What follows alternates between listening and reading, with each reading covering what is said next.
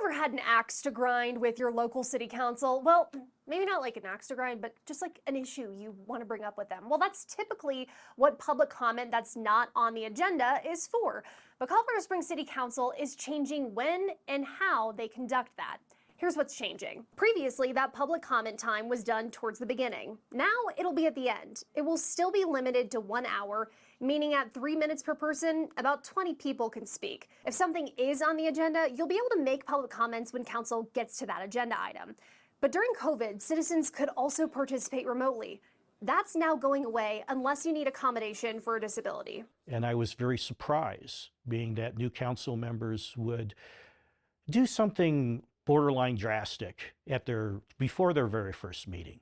Joe Pelka is not a fan of these changes. You may recognize him. He's been to a lot of city council meetings to voice his concerns about the closure of the Rock Room and library.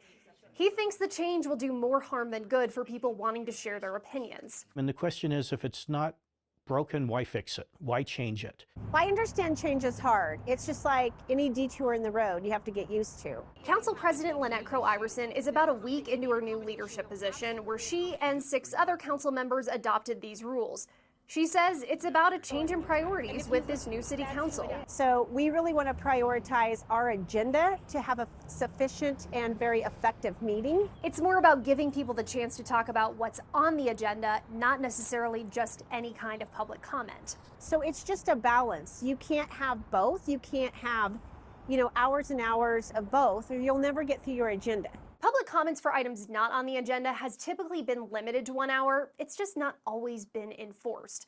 Crow Iverson says that's going to change. Pelka sees these changes differently. He thinks it will discourage people from speaking at city council. It makes me ponder what our city council is really concerned about, what their greater goals are, and who do they really listen and answer to, because it doesn't seem like the average person. So President Crow Iverson says they'll take a look at this again in maybe like 6 months and see how it's working, if they want to stick with this process or go back to the old way. She said that they did some research by looking at other city councils to adopt the best practices when it comes to public comment.